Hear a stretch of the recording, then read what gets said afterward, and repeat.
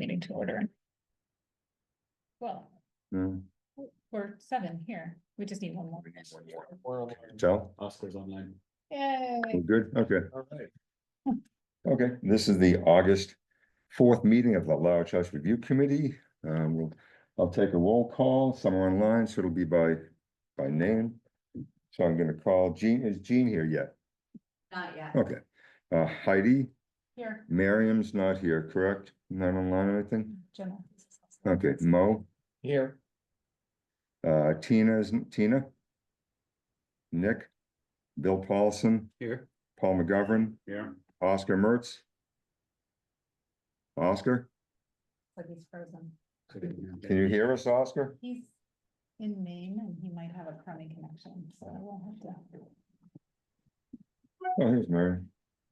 Oscar, can you hear us? All right, let's return. Oscar. Okay. You want me to text him and tell him his image is frozen, and that if he takes his image off, he may have more? Yeah, if he turns off video, it may have better bandwidth. Yeah. Some questions from spectators. I'm only up again, Alex, or I guess I'll see when they. Oh, well, we're still on. Okay, I didn't know that. So Marion Cooley's here, Mo, Yes. yeah, okay, so, okay, Paul McGovern.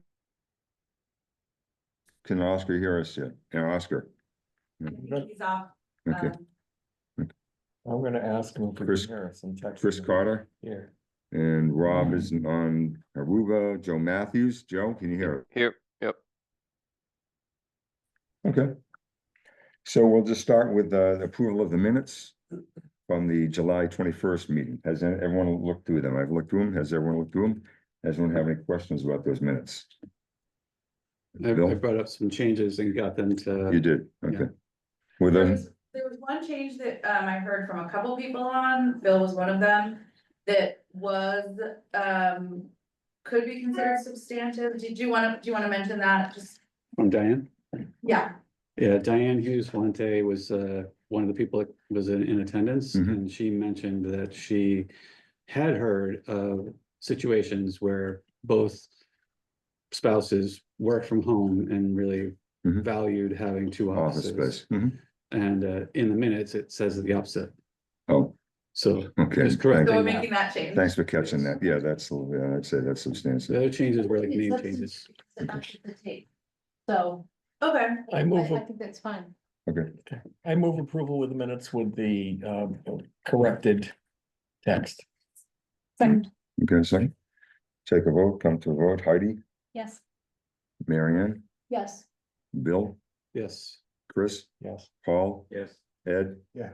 Mo, Aye. Joe, I, and who else is online who can hear us? Jean just arrived, Okay, coming over. I don't think she was there. She wasn't there for this discussion, right? So I'll Oh, vote. she's one of the people who sent me that comment. Okay, so the chair votes aye. I think that's, we're in a quorum without Jean, correct? Okay, so we voted. yes. Yep, I'm here. I'm here. Now we're getting to the modeling presentation. Though, was Oscar going to give the presentation of that? It's going to be difficult because he's not there. Not his fault, I suspect. I can try calling his number. Shall I call him? And he's aware that he's supposed to be here, so he must. No, he signed in, but he was frozen. Yeah, I mean, so he must be struggling with his connection as well. He's probably busy just trying Okay. to fix that up. Okay, we're waiting on that right now. Maybe we could. Go out of order and go to the RFP. We could talk. I'm sure. we That's can an talk about excellent that. idea. Yeah, we can talk. And then if he. Okay, is able to come back. he can Did that, go. has everyone read through the RFP? It looked pretty detailed. So can I Have changes? just make a Yeah, comment? please do. Well, so in looking at the background, which is on page. Well, 2 of the RFP. What pages are in Looks like it's 46 in the PDF. It's just, the background starts out by talking about it says in Needham, many smaller existing houses on small lots are being torn down and replaced with very large, expensive new homes. And then it goes on to talk about sort of the economics Mhm. of the renovations or replacements. And I guess I just wanted to bring up that I think that what prompted all of this, it was not actually the availability, the affordability of houses, but rather the looks, that people were upset with the massing and the size of the home. Mhm. And yes, there was a knock-on impact on pricing and affordability and accessibility, but that the primary reason that this was brought to our attention was not affordability, it was looks and aesthetics. And a feeling of crowding in the neighborhood. And so I guess I'm just wondering. I know that the point of this RFP is to look at the economic impact, but I guess I personally feel like we maybe wanna. This background feels a little preachy, like we maybe wanna separate it from the social aspect to just have it be a fiscal impact, like what will happen if we make these changes and divorce it a little bit from what do we want to happen to our local economy? I just thought I'd throw that out there for discussion I mean, to make it a little less. yeah, I mean, yeah, I mean, I read it, I certainly, obviously, I have some bias, of course, going into it. And so you have to be careful to try to read past my bias, whatever I do have. I mean, it seemed factual what was going on. So I didn't see anything missing or wrong as from a factual basis, but certainly there's no question, we've said several times, this is not an affordable housing situation. Anyway, what we're doing, but the study that RFP is a fiscal impact study, of course. I don't necessarily agree that this is factual. Okay, Okay, I don't think it's a factor of overly permissive zoning and availability of buyers. I think we would find that we had a value for product in the town. No matter what, even if those things had been smaller, Mhm. right? So I do think that I agree with Heidi. I mean, the reason for convening the group has to do with the massing. Mhm. I don't think anything that we're doing actually is touching affordability. And I think we Mhm. would be misguided to be thinking changes that we make are going to impact affordability, because I don't believe that to be true. oh, I And I agree. think we heard that from Yeah, people. Yeah, yeah, I think we agree. just wanna keep it really. Essentially, Right, there's the And flip Gene? side that the financial side is the buyers on the seller side. Mhm. The people who are selling their home to the Right. builder, that's what we're really focused on with this, right? Correct. but. Yeah. Yeah, but we're focused on correcting the dimensions. So that we get houses, because we've gotten complaints that the houses are too big for the lot. Mhm. Right, but like, Mhm. and so yes, that maybe if the houses grow in size, then they become more expensive, and that's a thing that will be an Mhm. impact, but. We're really just focused on the size, and so the impact of that is what? A price change versus. Yeah, an affordability Gene wanted Well, to say Joe something. was up first. Yeah. I was just wondering if we could just reverse the order of two clauses and put the visual impact first and then say, and additionally, whereas now we have the economic impact first in that paragraph and then say in addition, the visual impact. You see what I mean? So that first, say, first paragraph. as a result, the visual impact of these large houses at small lots has disrupted the character of many neighborhoods. In addition, the town is slowly losing its inventory of smaller homes for moderate income homeowners. Does that take care of the concern? Alex, that sounds decent, yeah, so Alex. She's not here because she had a family situation, but.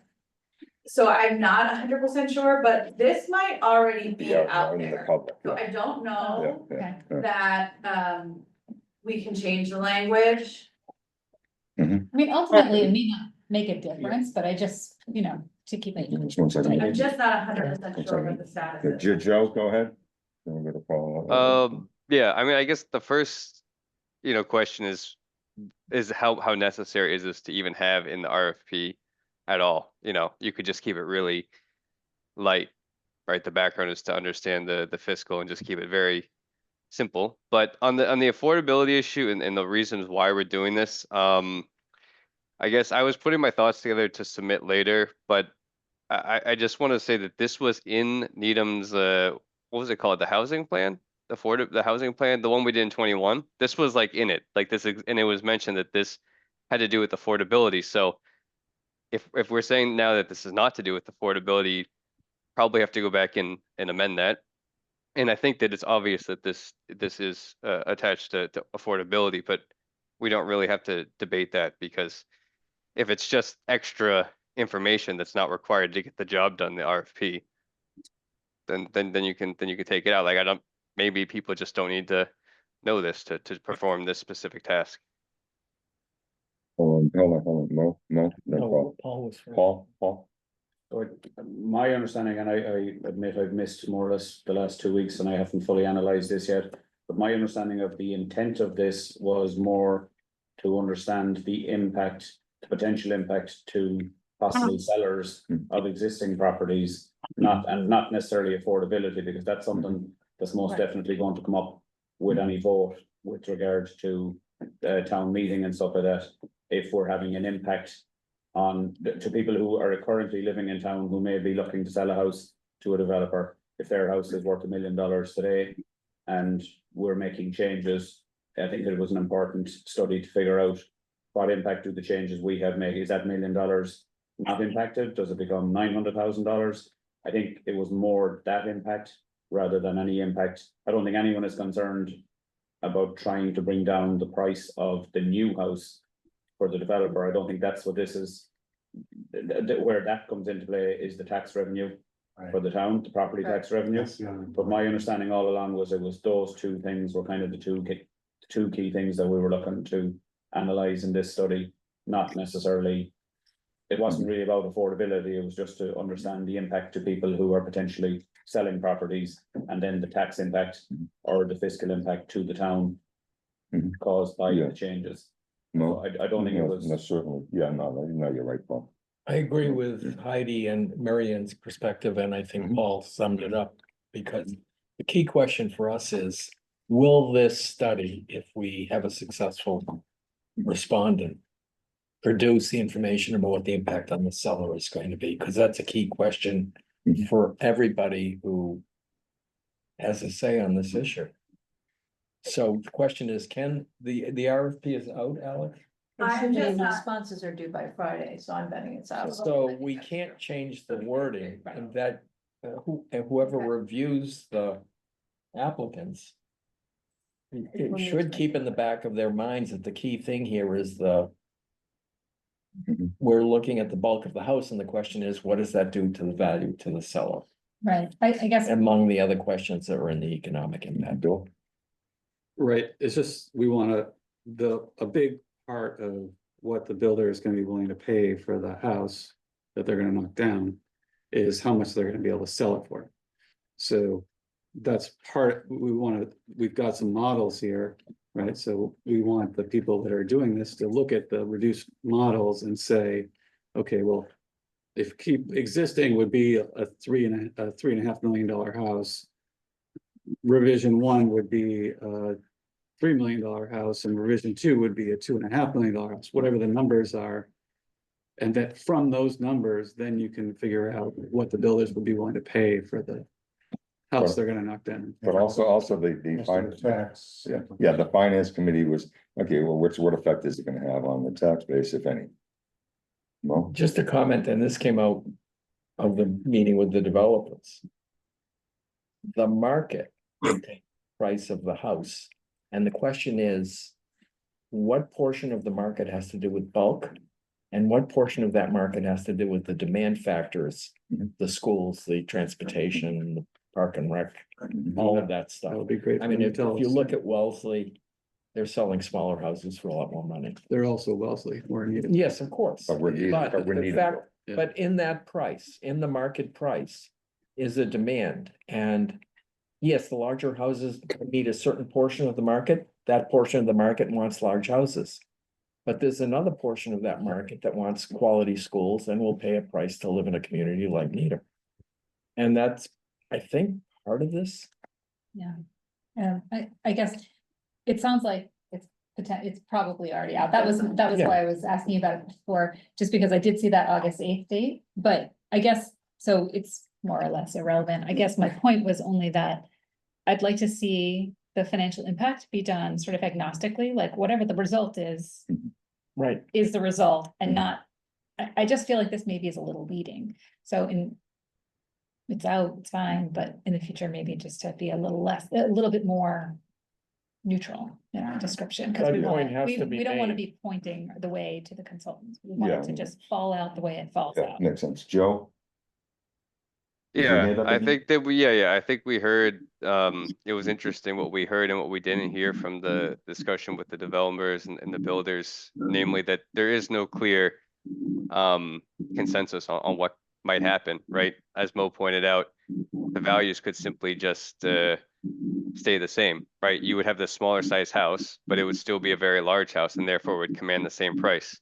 And so I think I said it previously, I'm just kind of skeptical of the whole premise of this exercise.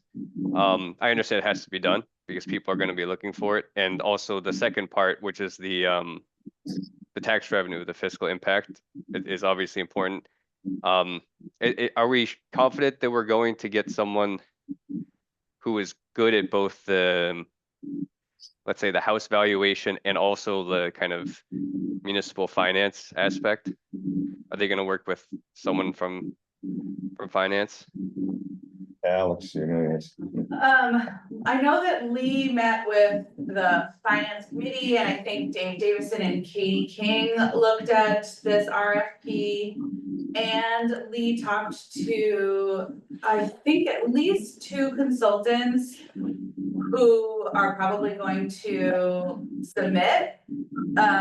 Whether they have the exact expertise that you're mentioning, Joe, I don't know, but they're people that we've worked with before and are reputable, but it's kind of a very niche question we're asking, so, you know, I don't know if they have exactly XYZ versus ABC, but. I think it's important to note that there's market constraints that have got nothing to do with what we're doing here that are having an impact right now on house prices Mhm. and all of that as well. So it's far from an exact science, no matter who does it. And there are huge external factors which may make everything we're doing price and fiscal wise moot. You just don't know.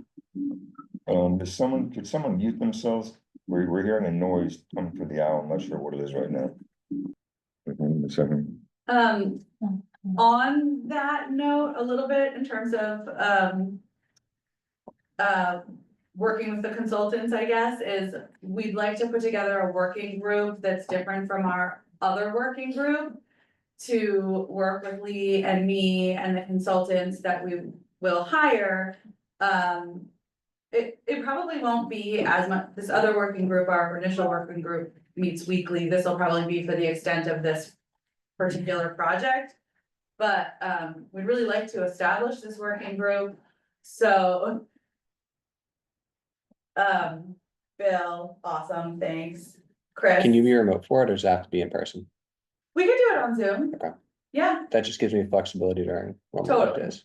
totally.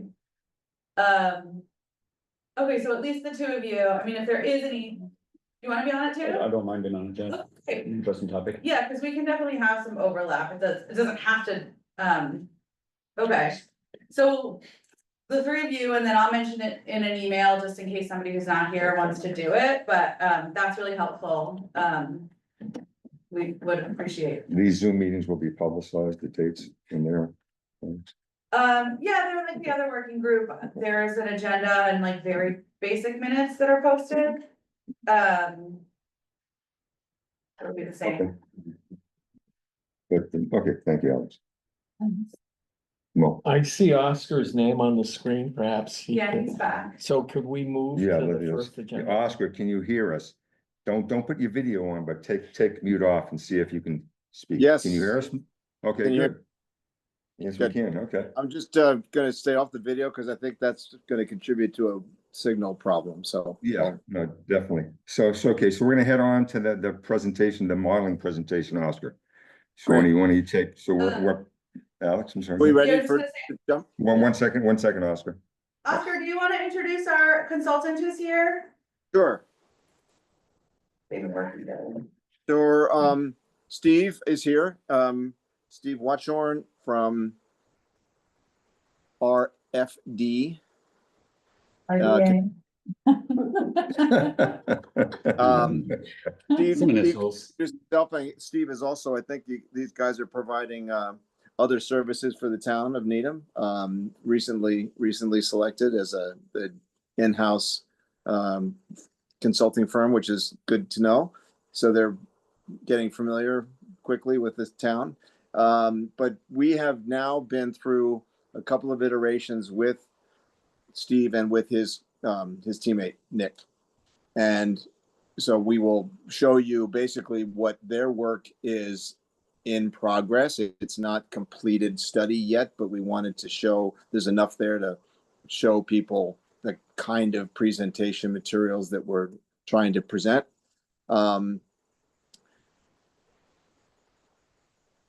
This is. So are we going, are we going on to Steve to present it, or will you present it, Oscar? I'll present.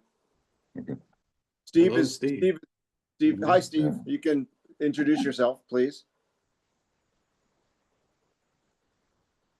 Can't hear you, Steve. You came off mute, but Can't hear you, Steve. Off you, but we're not it hearing. was a big introduction, though. It's a lot to live up to. No. Did you guys find a way to get the No, volume not louder? yet, Steve. We did. You went down the boat ramp. We got to hop in a little bit. Nice. It worked out well. So, Could he call into one of our phones on speaker? Is he on as a panelist or is he, He's on as he's a on. panelist, we're just having a Good. problem with his audio. He's Got working it. on it. I'll email. How about this? Can you hear me? Oh, there you Oh, go. there it is. We got it. Oh, okay. Just a setting on the Zoom. Hi, everyone. Steve Watchorn, architect from Raymond Design Associates. Thank you. And Thank you, you Steve. may see Nick join at some point. He was getting home tonight from a long weekend, so he may join us at some point. Thank you, Steve. So Oscar, why don't you want to EA, continue? my then? apologies, RDA. Yeah, so this is a sort of a high level description of what we've been what are we doing with Steve and Nick. And so what we did to get started was to pick 3 houses that are in that 7,000 to 10,000 range of houses that we have looked at already as a group. So we picked 3 anonymous houses in the town of Needham. And when we did that, we then decided that we were going to look at a couple of different variables, and we wanted to look at a couple of different essentially levels of reduction. And so in each reduction, you will be seeing an existing house, and then you will see reduction 1, reduction 2, reduction 3. And in that third bullet, in each reduction, all of those variables, FAR, coverage, height, are being adjusted. So it's not one set is FAR, then one set is coverage, and then one set is height. All of these are adjusted for each reduction study. So you'll see that they're progressive in terms of what limits are used. Then we thought the best way to do this was actually to do it with models. And so people can actually see 3-dimensionally how the house is changing. And we are essentially making adjustments to the size of the house, both with height and with the coverage on the site, on the lot. And the FAR is essentially limiting all of the area, the floor area for all of the floors that are being counted. And unlike the current measure in Needham, where FAR is measuring just the first and the second floor, we are using a more complete measure for FAR, which is including the first, the second, the third attic, and the garage. This happens to be what is done in Wellesley. Other towns are doing this as well, but they call it gross floor area. So there are different terminologies.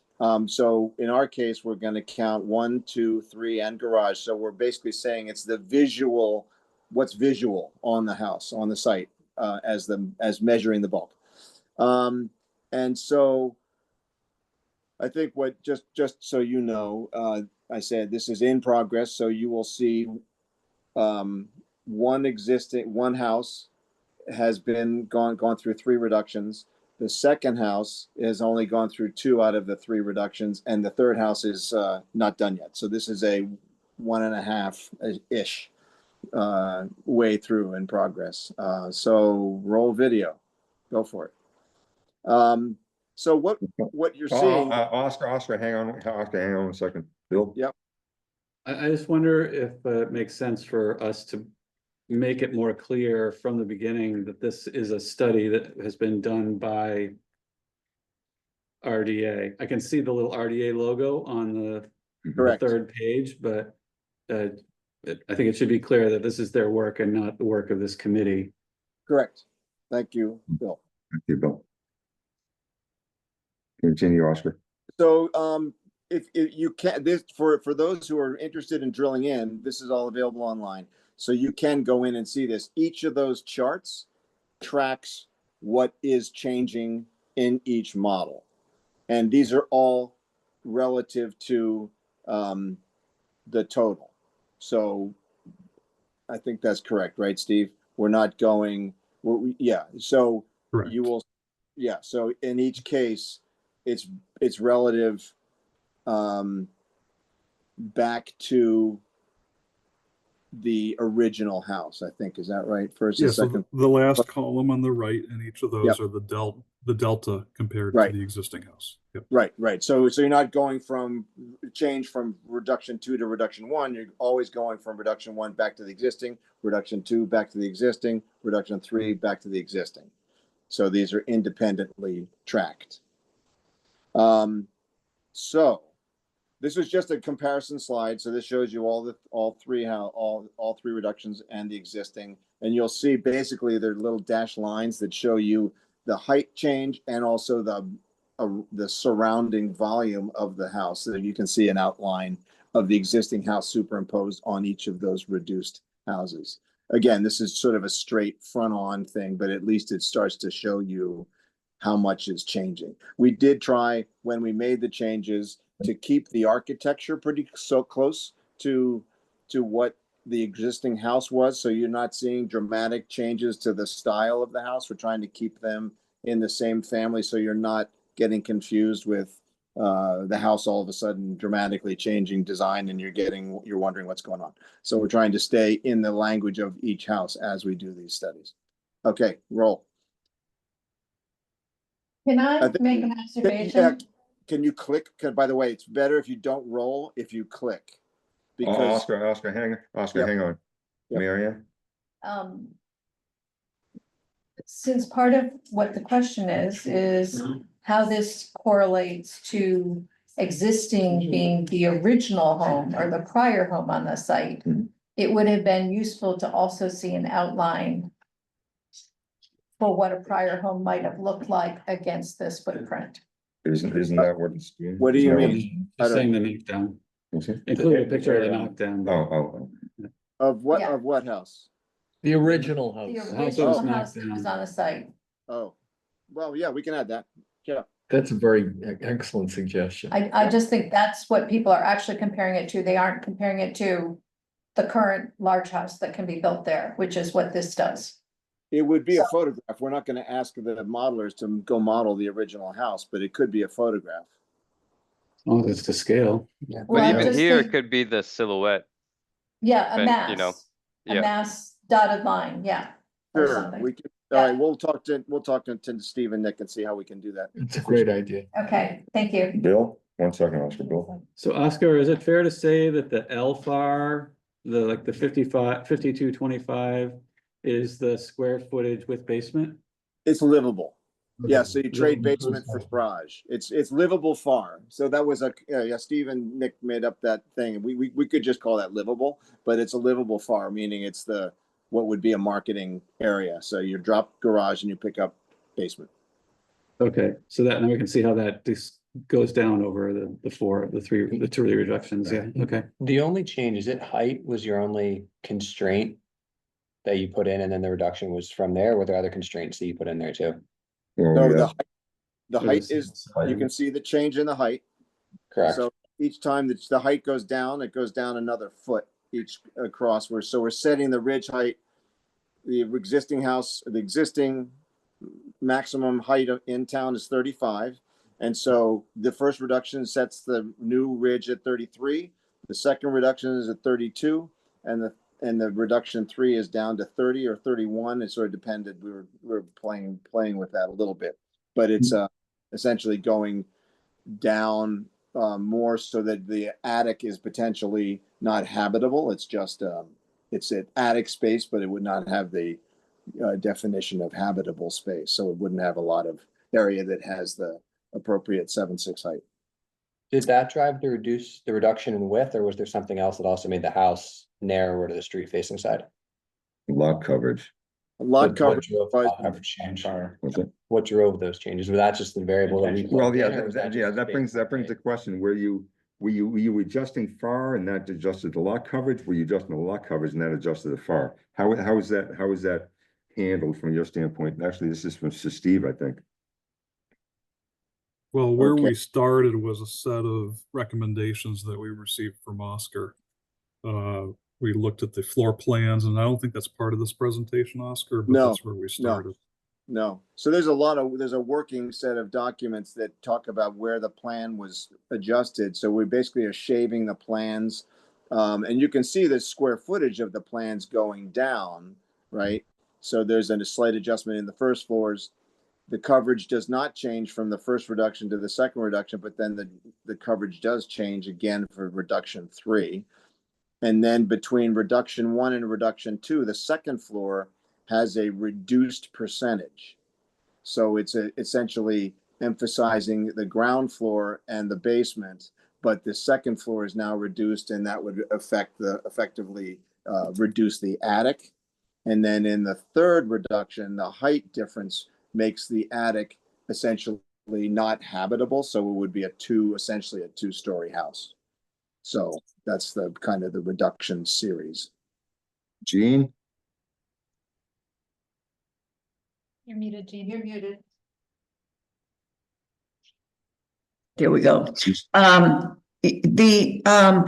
don't understand why the FAR is listed for the existing house at 57%.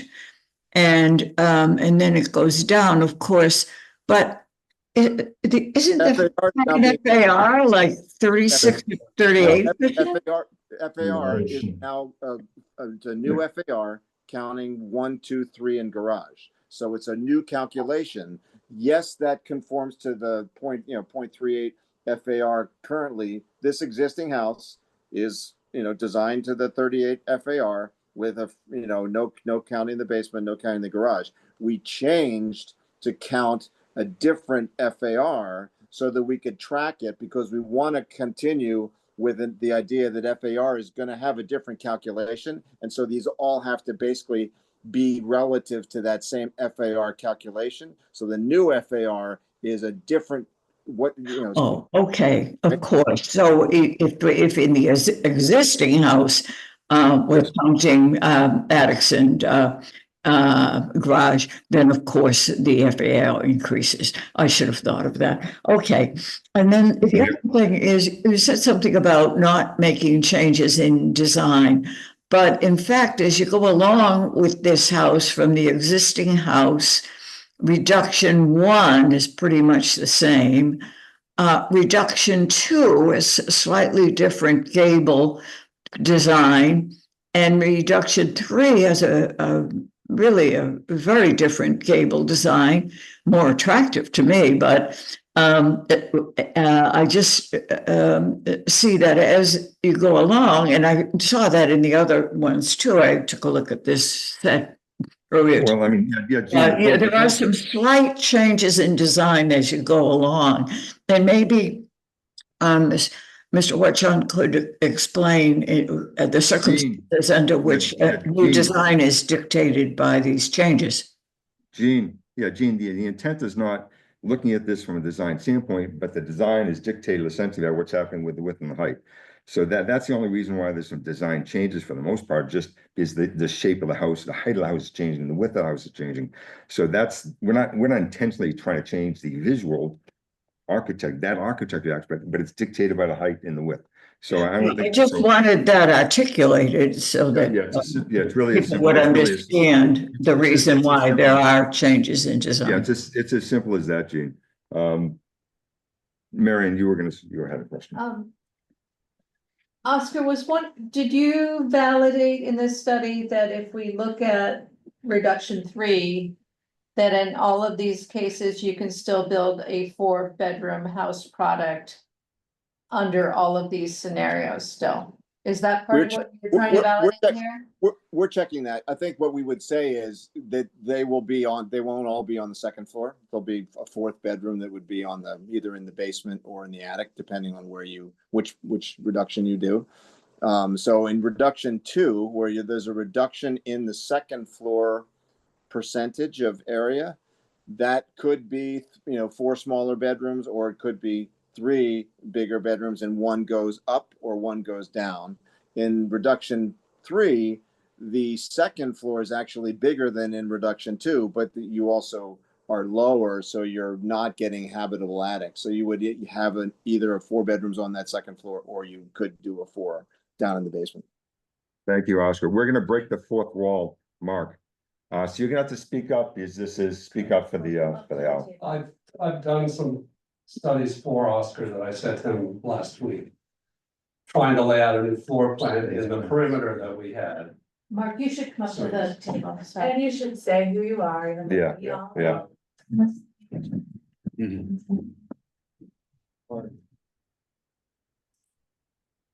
Mark Husing, I'm a local, What's your address, Mark? 48 McIntosh Avenue, local retired architect. Nice And to so meet when you repeat So, what you just said? I've been attending the working group meetings and just following along and offering sort of insights from when we did this before, because I've worked on this whole idea twice now. And when Oscar manually went through the plans and made these reductions that you're seeing. And then these guys modeled them. And I took the plans that they did. There's a floor plan that is associated with these. And I tried to sketch out a new house inside that perimeter. And basically they all work. They get smaller and smaller. I was basically checking bedroom sizes and how many bathrooms you could get, because the first floor is always a little viable. There are houses now that don't have a living room. And someone mentioned in your last meeting about the 2 office idea. I mean, that's something people want to preserve, but at some point that makes the houses big. So, but I did go through this set of this model. This is the non-conforming lot model. And they did all work. The last one was definitely smaller bedrooms and only 2.5 baths. I tried to keep a laundry, tried to keep everything in it. So they're workable, they're just smaller. And this is the smallest lot. This is a 7,800 square foot lot. So this is the smallest one. As you get up, to the bigger lots, you have more square footage. The other ones will work more easily. Good. Thank you, Mark. You get Appreciate a volunteer badge of honor. it. For doing that. Thank Okay, you. Oscar, when do you continue? When do you continue, Sure. Oscar? And Mark, it's greatly appreciated, your continuity from the last working group and your experience and expertise is very, very, I'm very grateful. So yes, I think if you click through these, Alex, it should, you should see them like a movie, right? So don't roll. Yeah, boom, perfect.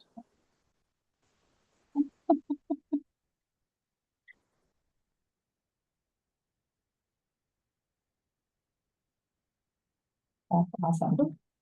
Okay, Yeah. and then this is the beginning. This is 2/3 of the next house. Keep going. Yeah, keep going. Yep.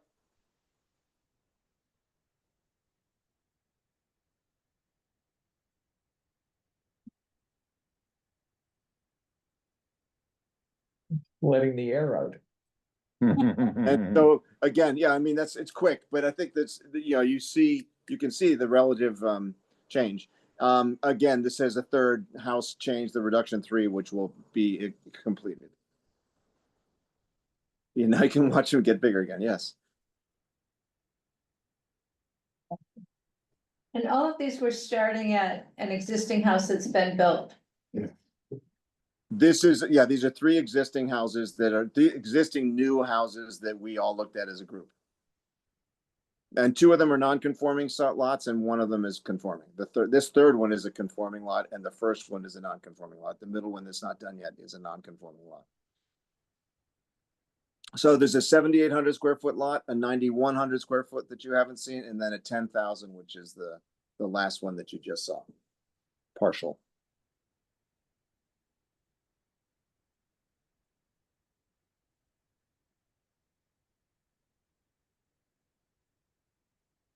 So what's the takeaway from this, Oscar?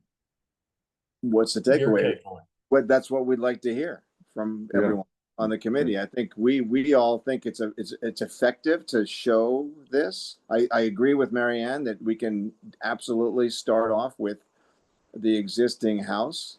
I think that'll be, you know, dramatically smaller. I can't ask we didn't put that in the RFP for the consultant, so I think it would be unfair to ask them to have to model the existing houses, but we can see if there's a desire to do that. If there's an additional fee, we can negotiate, but Well, there was also mention of just having I think a front-on photograph and just kind of put it over it, but Right, Bill. right.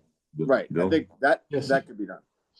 Bill, So Oscar, the houses that you're showing on either side, are those just fictitious homes or are those Yeah. actually the homes? Those are fictitious homes. Those are from the stable from Steve and Nick. Okay, okay. We need, if it's possible, it'd be good to have the dimensional measurements of those, so we know what they are, because as I understand, those were from another town. And might not be representative of like a ranch, a cape, a split level, for example. They look a little you know, they look a little long. You said it was Quincy, was it? That he pulled these from? Yeah, one of them was Quincy. Yeah.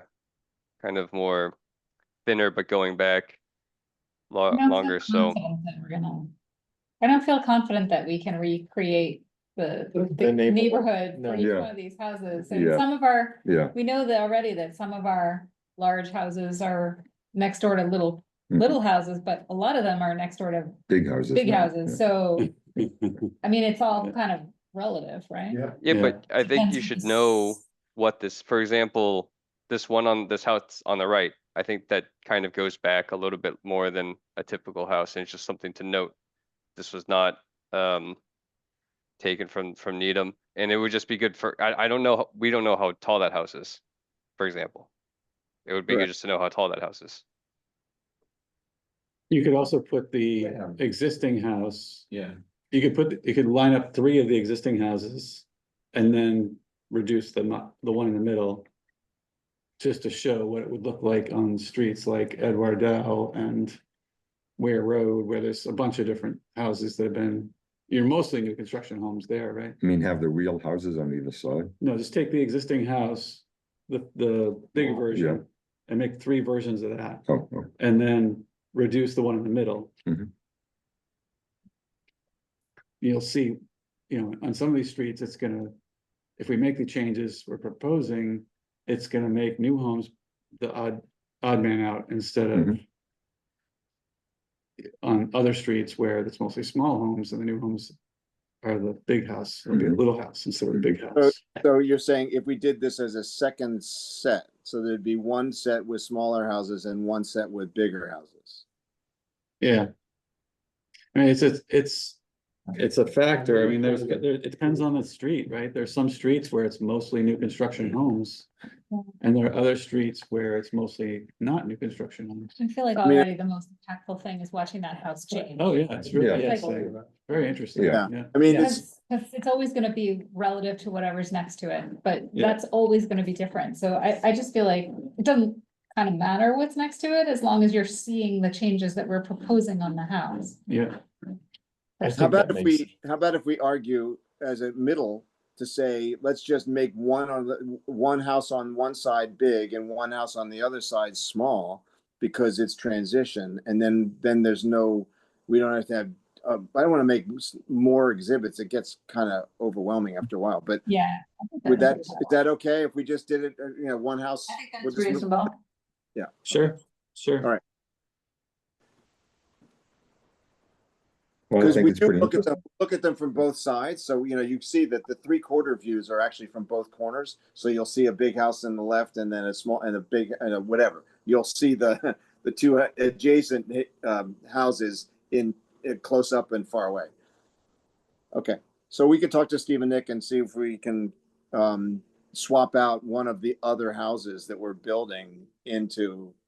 We could use the current models that we've got, but just use the other, switch, one of the houses into each other's model so that it's not the same house in the same picture, if you understand what I'm Sure, saying.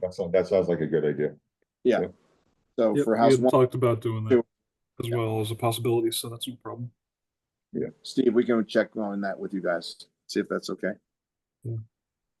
Hey, I know I'm I'm the modeler outside the group here, but just my first impression going through this process was when we first saw the plans and the slight modifications that Oscar was suggesting, Nick and I both thought that we weren't going to see what really is dramatic in these images, reductions that we're seeing today with just modest changes to the plan, shaving off a foot from the side really does have a big impact.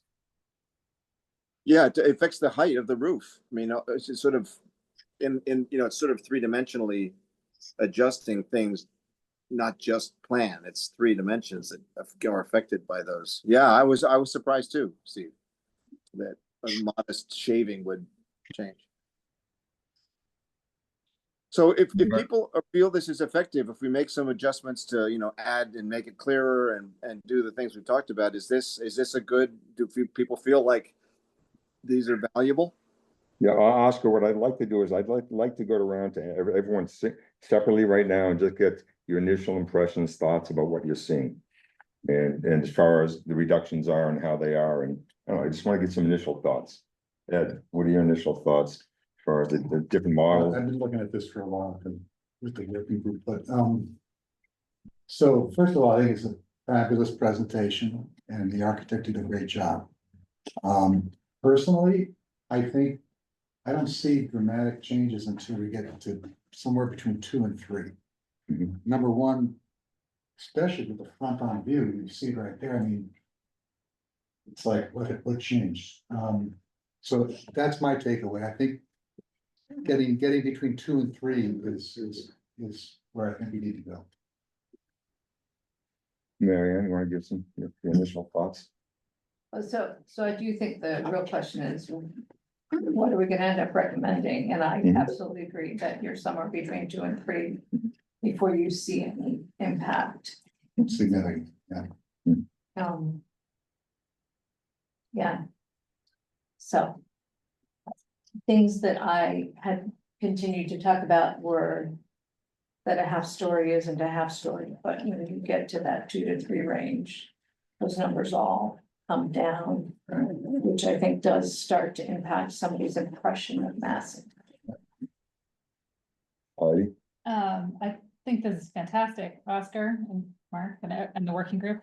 Thank you so much for making this presentation. I think it's gonna make it so much easier for people to understand what we're looking at as far as potential changes and what the impact would be.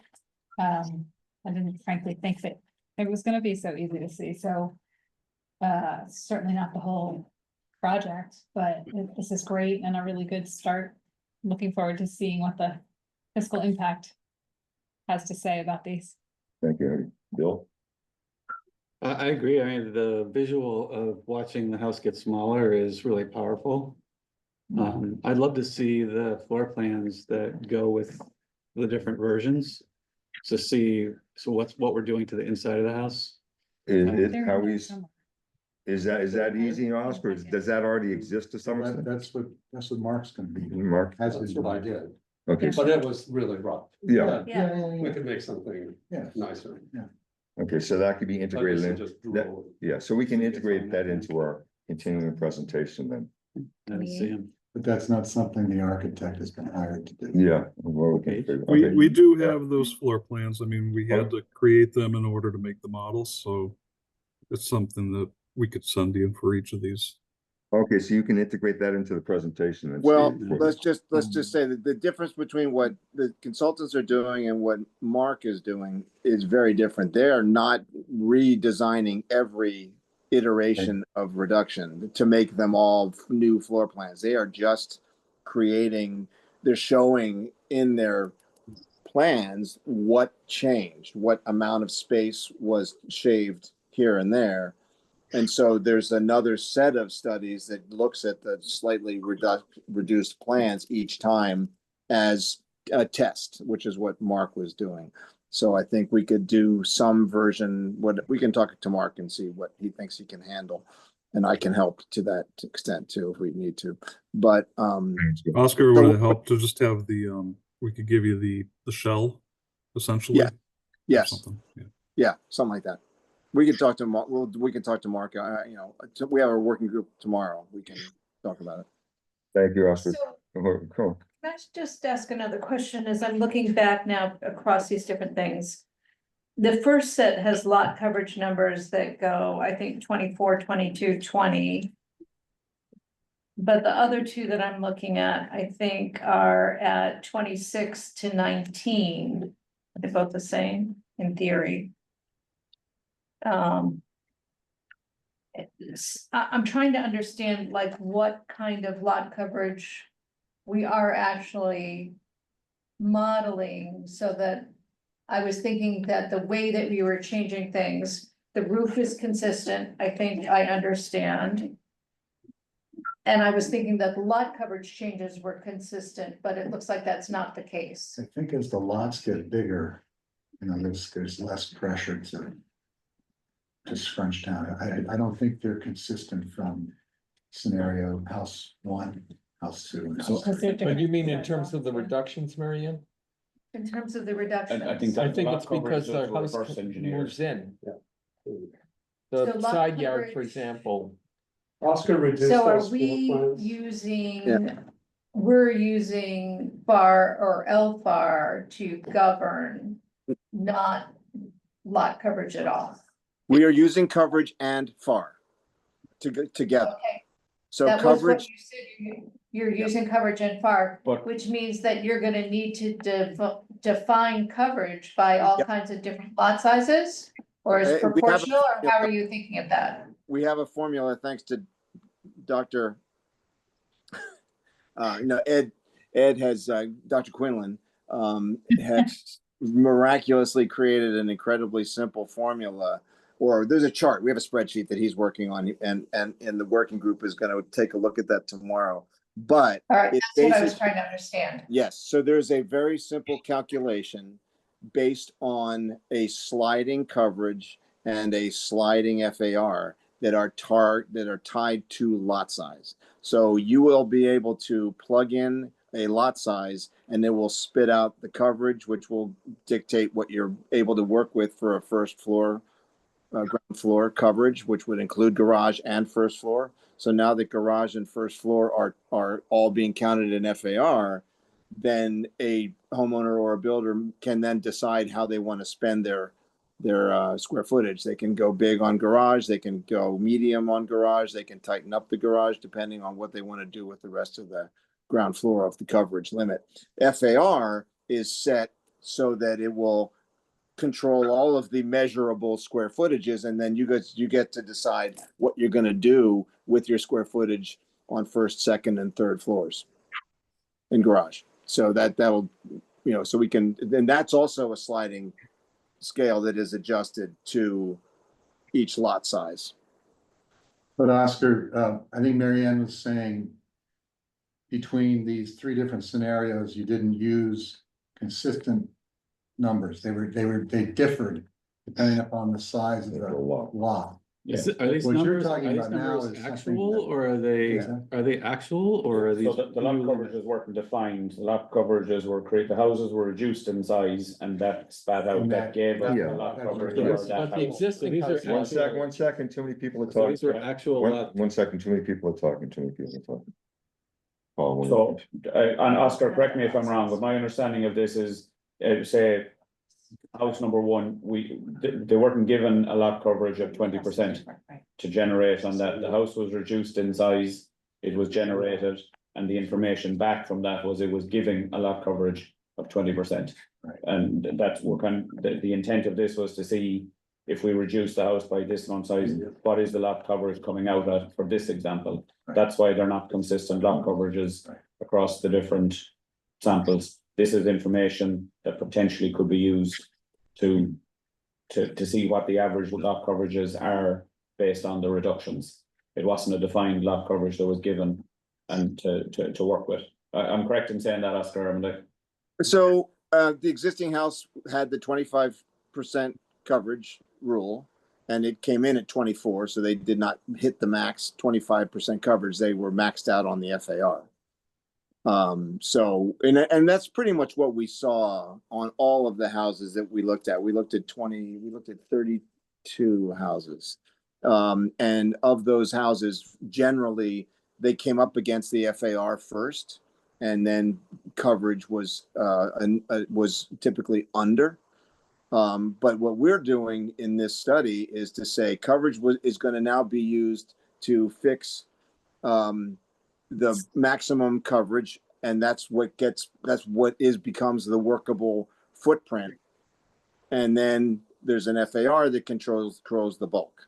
So I think what we're testing is, as you go down in coverage, and we looked at 22 and 21, those are still very much in the workable realm as you study a slightly reduced footprint in a 7,500 square foot lot, 9,000, 10,000, 12,000. Those coverages are, even if they're tighter than 25, they're still very workable for a good ground floor. So I think what we're saying. What's interesting is 25% or 26 sounds very little, but when you actually see it on a lot, if you look at the aerial view, because I've done a few houses, it's amazing how big that house is. A 26% house. It's amazing how big that is. So it's no question. Yeah. I mean, when you look, Chris, when you look. Well, Oscar, 1 second. Let's continue. Let's continue right now, Chris. To me, between the existing house and the reduction one, even though it's 10% less magnitude on paper, the volume from the walk in the streets really not that noticeable to me. You really have to make the house much smaller to really get that noticeable bulk for me. What I'd be interested to see is, are there thresholds where it really jumps a year from reduction 2 to reduction 3? There's a 11% less house or whatever, between 33% and 22%. But is there a threshold there where it still gives you the ability to build a second floor without changing the appearance much from the street, or not? You mean the third floor? Yeah, sorry, third floor. Okay. So you're suggesting a reduction 2.5 and Well, get rid of the one? Not a reduction, because otherwise you're gonna do models upon models and never get to an endpoint. But is there a way to understand just generally what happens between 1 and 2? Is that linear? Does 2 and 3, is that a linear, or is there a break that jumps down as well? Okay, Oscar, you don't want to address, I'll leave it up to you. Do you want to address it, or should we continue? Keep going. People were given an opportunity to comment, but I haven't commented yet. Is it okay if I say a few things? Okay, go ahead. Yeah, I remember, of course, the houses we looked at, the sets of houses, and then we had the questionnaires to get people's reaction to the houses, and some of them were perceived as being very large. And my memory is the ones that were perceived that way are the ones particularly that had very steep gables in the front. Am I using the right word, gable, for the thing that we're seeing there in the front with the pointed roof? I believe so, yes. Yes. Okay. Yes. So, By the yeah. way, the three houses that we selected were all on the register of houses that the committees in their surveys thought were big. Good, exactly. That was my question. Okay.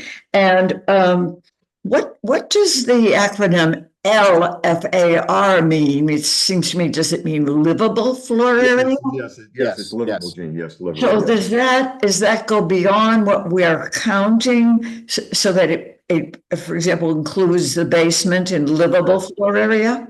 We're just Correct. gonna call it livable because it's essentially what the marketing would track. It's Uh-huh. the livable area of the house that would be marketed. So you would have your basement, your first, your second, and your attic, but not the garage. That's not marketed as square footage for the house. So I see. So it's you're livable. adding the basement and taking away the garage to come up with the livable. All right, I just didn't understand what.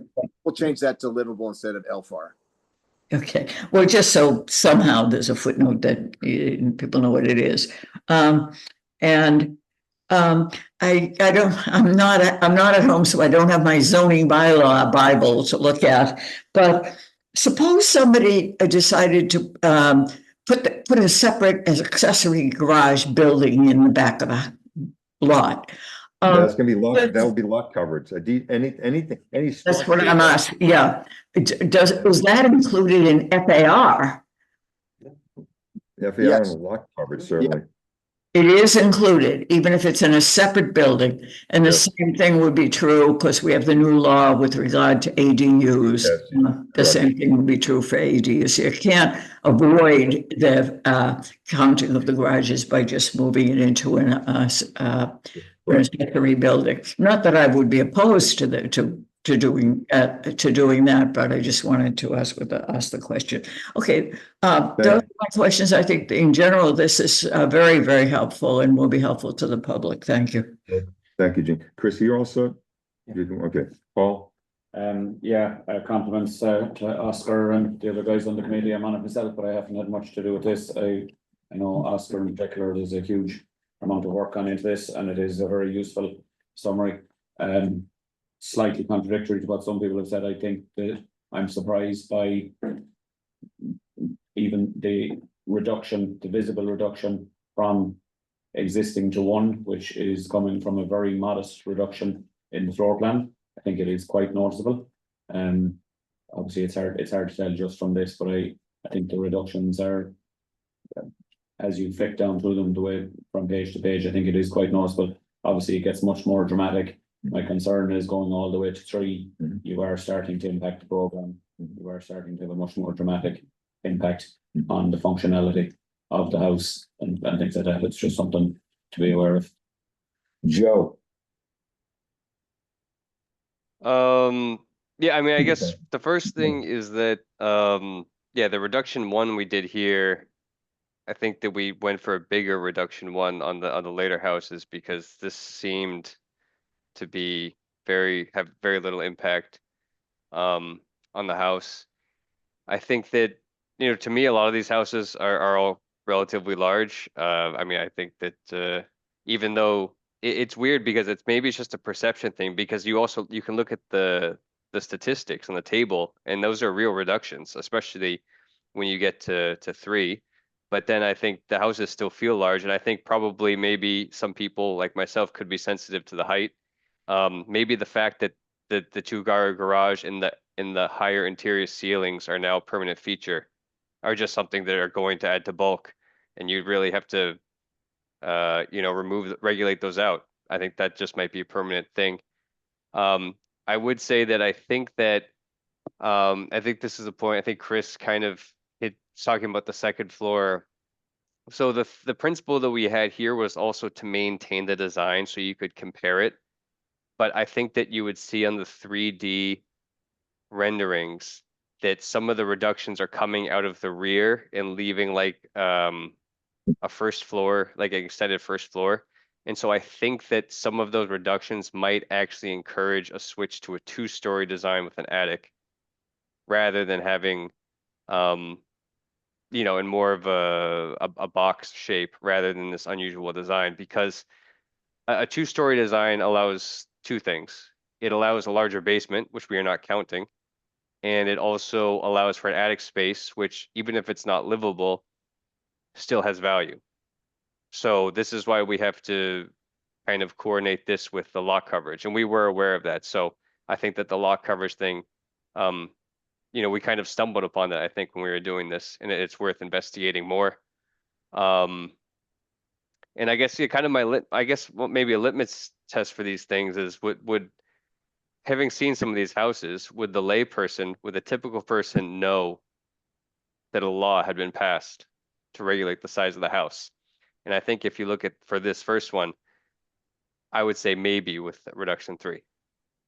Not saying that has to be doable, but I'm just saying, it'd be very hard to tell that a law had been passed or a law had been changed for reduction 1 or maybe reduction 2. But they're impactful though. So I think this is a good, and overall the presentation is, I'm quite pleased, with how it's going so far. Thank you, Joe. Mo? I just think that this work makes it very much easier for the public to understand the effect of these regulations. And the key is going to be whether you can build a house in a smaller bulk that meets the lifestyle needs of the people who are moving to Needham. And I guess that's another phase of the study. What is the program inside the house, and is it livable? Okay, thank you, Mo. Yeah, I mean, certainly. That when we update this, that the sheets also include the lot size on the chart. Yes, yes. Yeah, Good point. Yeah, very good point. Yeah, no, it's certainly on the larger lots, it's easier for the lot coverage to not have as much of an impact. Right. But lot coverage is, for me, is very important when we're talking lot coverage.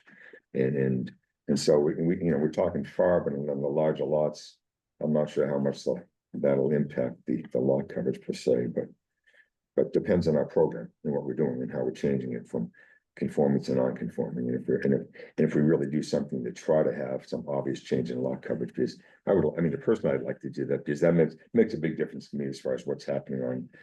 Again, so we're talking bulk, we're talking width, we're talking depth of it, and we're talking how much land is being consumed by a house versus leaving something for nature type of thing for myself.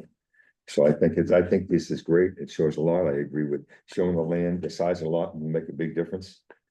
And I agree it's somewhere between 2 and 3 or something like that. I'm not sure how I feel yet about eliminating the option of the attic.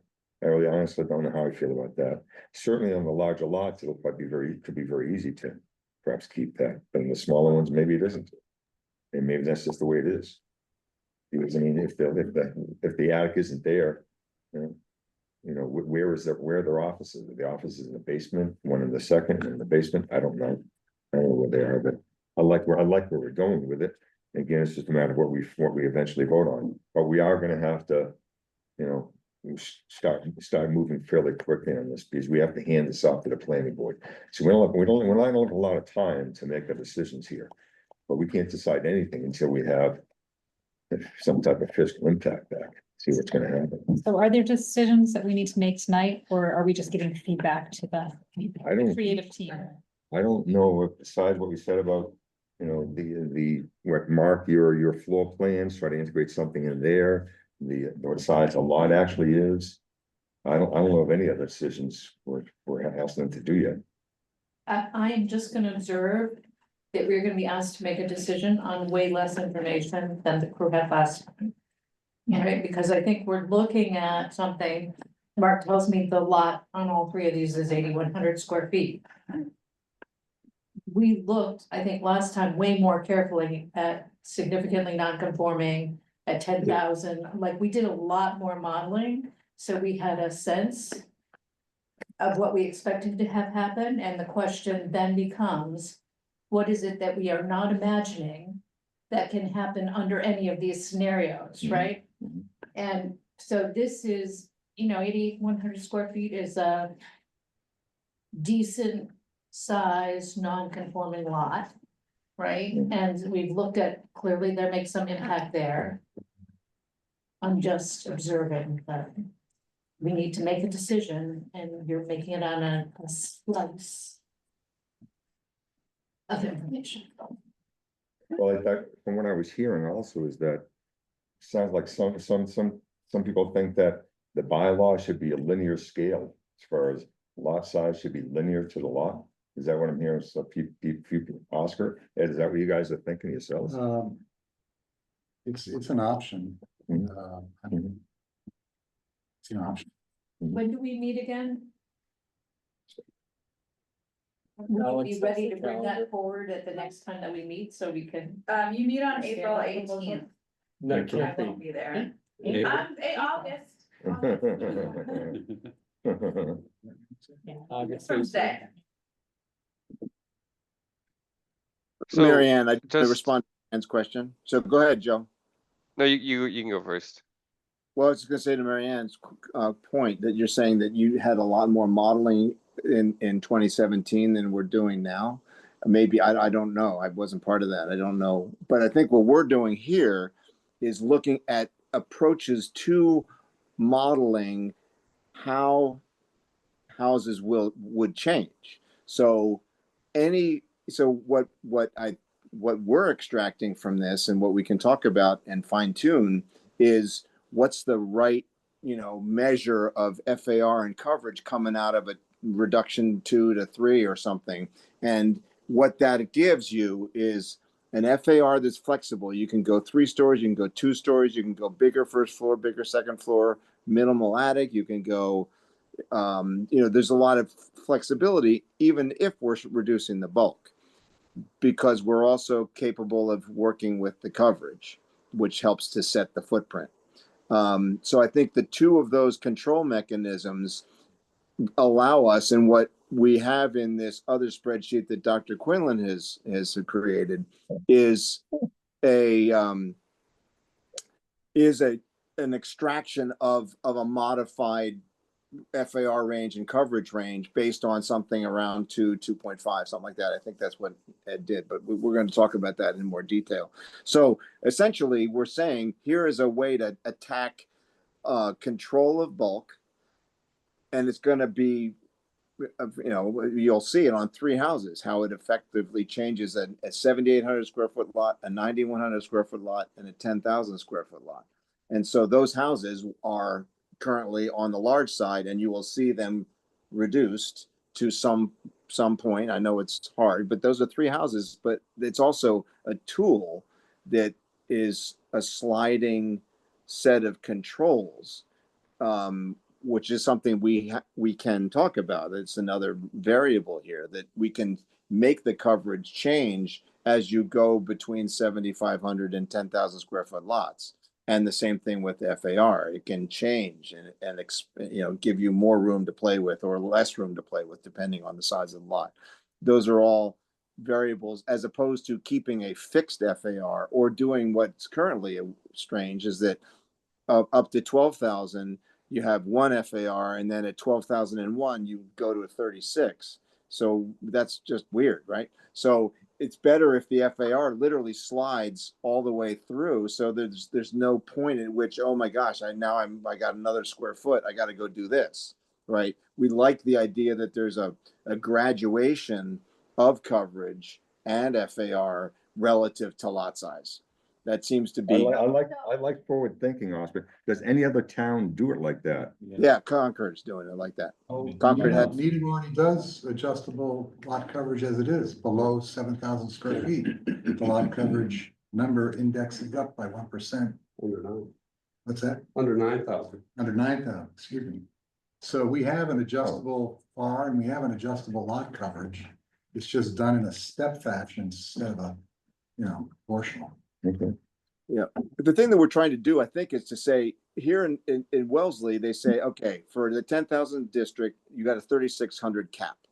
That means, and in the 10,000 district, there are 7, 8, 9,000 square foot lots, and then there are 10, 12, 15, 16,000 square foot lots, and they all have 3,600 cap. So that makes it then a calculation for those owners who buy the larger lots to go in and say, I got to go through large house review because 36 is not enough, right? And so you'll see that impact. And what we're trying to do is anticipate that we do not want to have a burdensome review process. We'd like to try and set some limits so that houses are reasonable to the lot. That's the whole point of this committee, was we think a house should be sized appropriately to its lot. You want a bigger house, you get a bigger lot. So I think that is kind of in the back of our minds.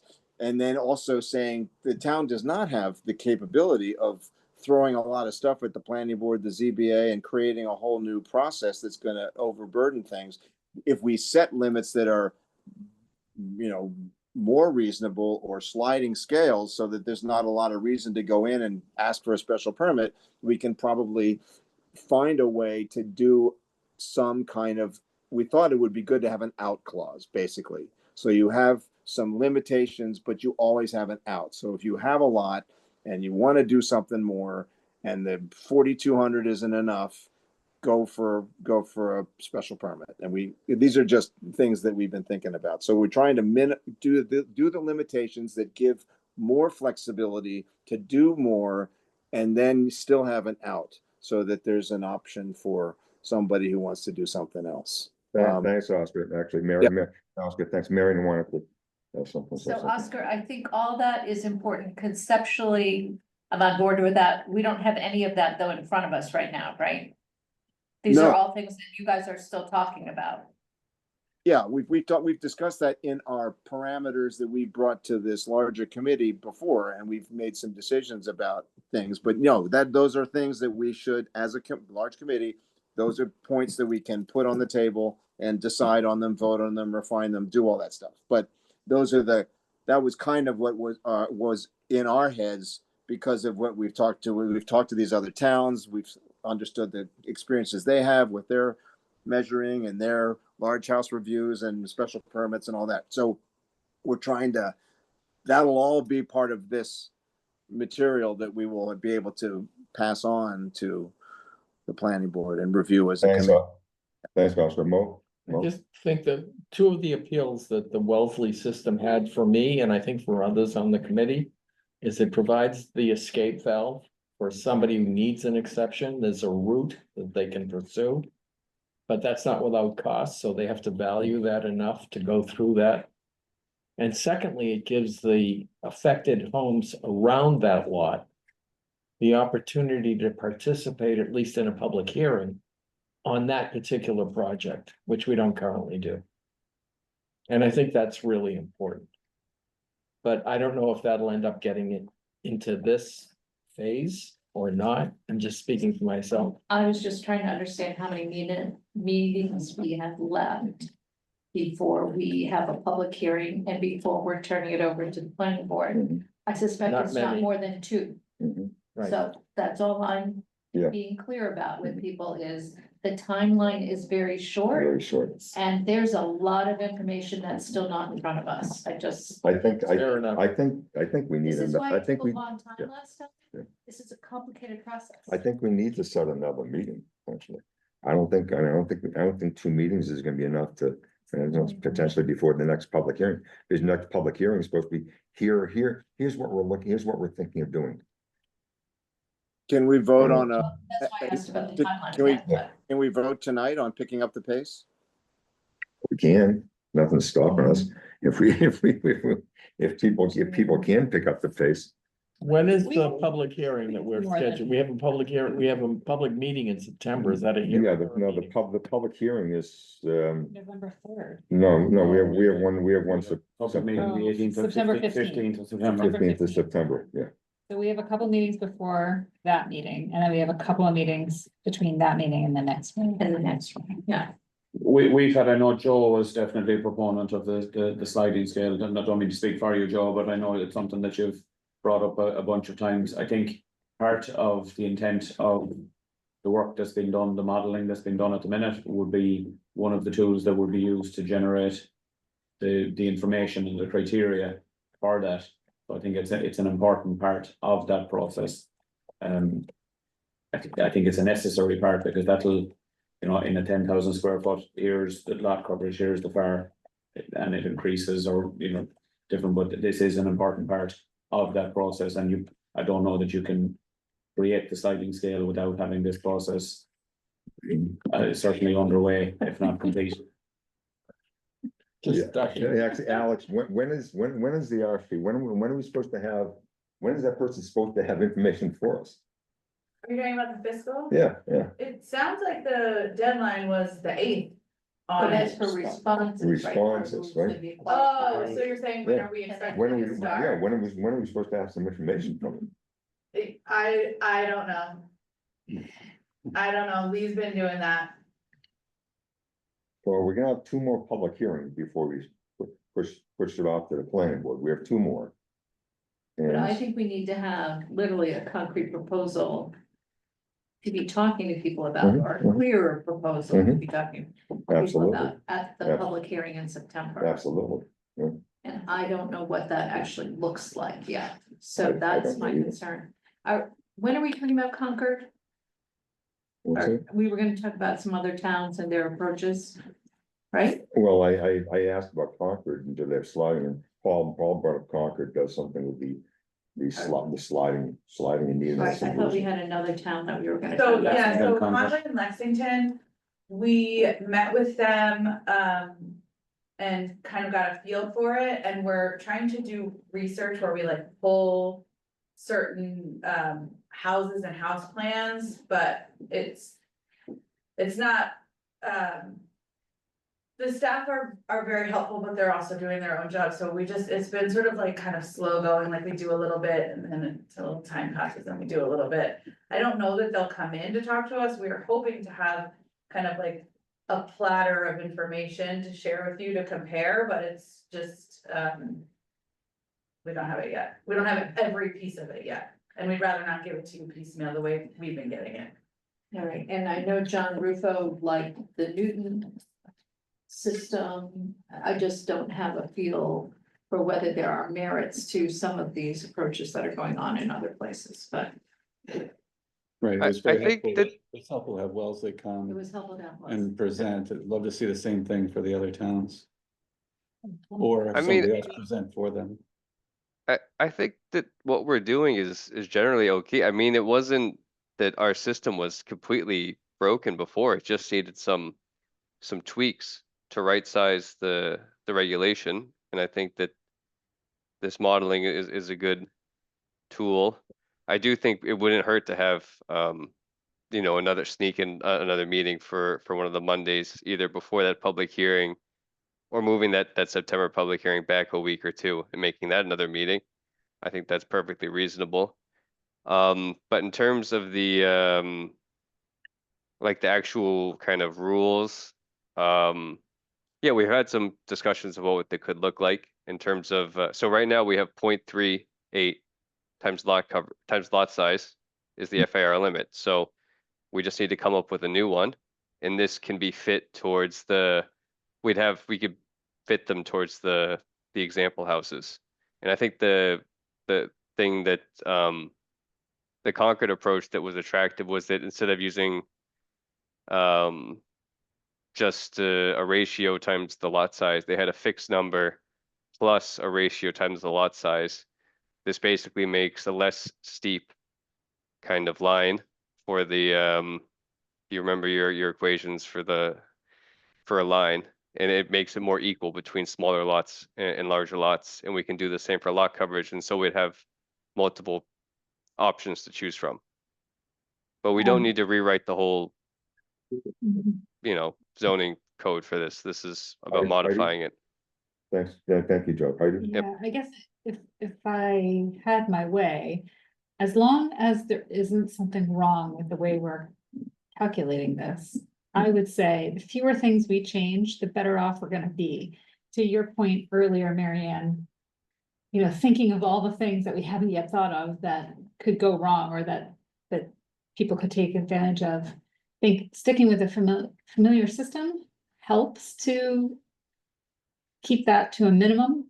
And while surely, out there somewhere is a perfect system, I don't think that we should let the perfect be the enemy of the good. If we have to hand this over in November and we already have a whole bunch of variables that we're trying to fix, it just throwing that in just to find something better seems to me maybe not to be the right approach, given the constraints we're working with. Well, we're meeting in 2 weeks. Can people also meet on the 25th, the following Monday?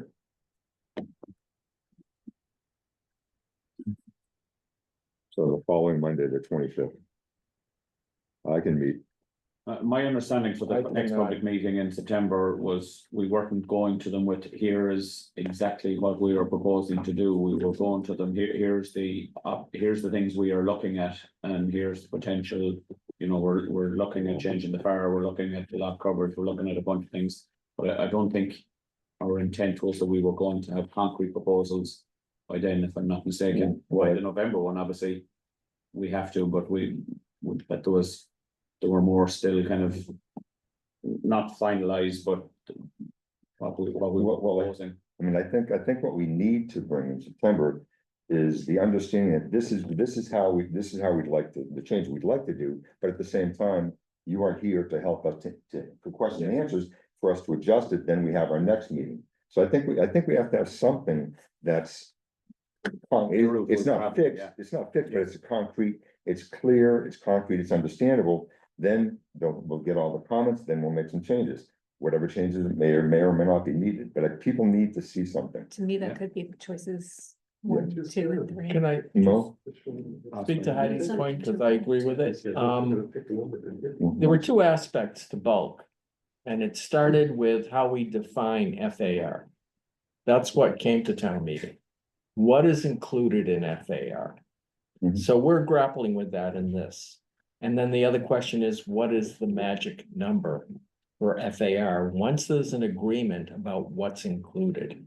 And a lot of the work we've done so far, specifically with the garage not being included, or not being given, rather, it's included, changes a lot. If we did nothing other than that, I think we would have made an important difference. But we're still moving along, and I think a lot of what we're modeling tests some of the assumptions around what that FAR should be, and what is the effect of including the garage and not counting the basement, even if it's livable, if it's not visible. Same thing with the attic. If it's livable and not visible, who cares?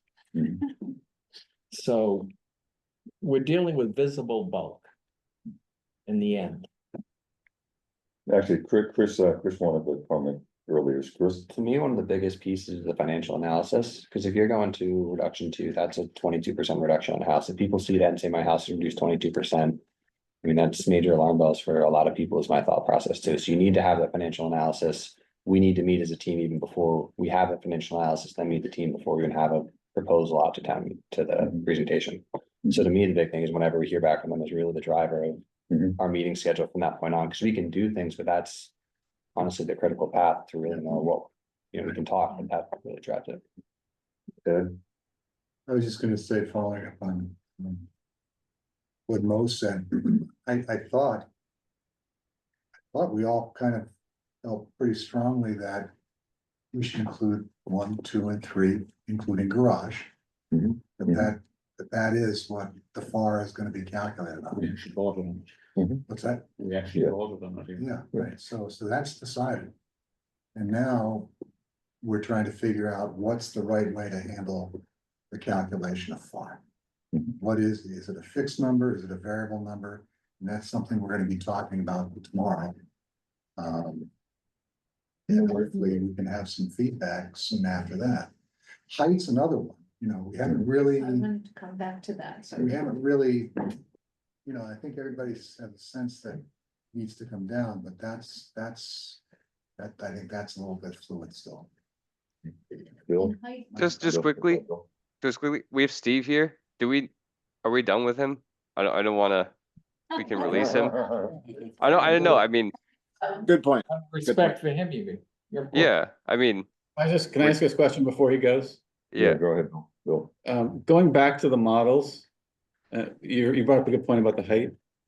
Weren't the models also increasing the setbacks? I will answer that in effect, we can do that. That's an option. What we thought as a group small group was that if we, yes, all the plans got smaller, and so there was shaving on the sides. So the houses are, you could decide where to shave. You could shave side, shave back, whatever, right? There are lots of variables that our modeling could have done, but we picked a certain path, and so there was some shaving on of front, back, and sides. We, as a group, can decide if we want to tighten up those setbacks, but we can also say, don't change them and give the flexibility to a homeowner or a builder to go wide or go deep.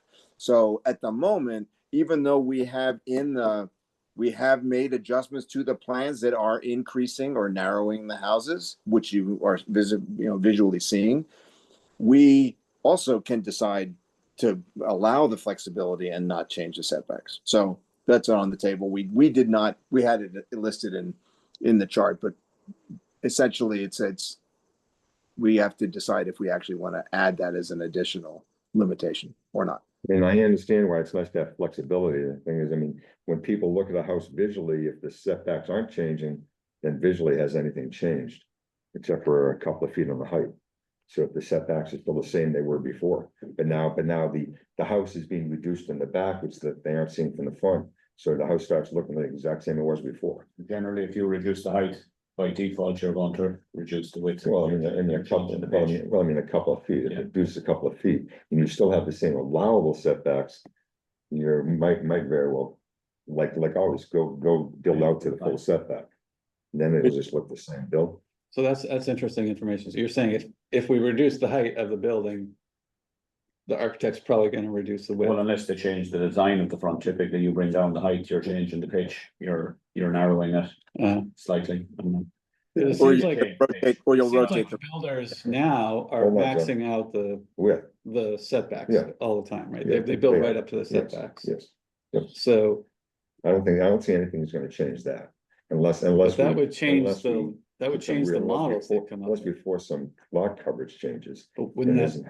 but wouldn't that change the models they come up with though? if they're not changing the setback. If builders continue to build right up to the setbacks. Yeah. Then even if we've changed the FAR, they'll probably keep the width, but make it not as Yeah, the deep, depth, yeah, right? yeah. So the massing, the look and the feel wouldn't be Change. reduced as much as what's being shown on these models. That's what Well, the I'm, lot that's what I'm area saying. covered, the percentage of lot area covered certainly affects the setbacks.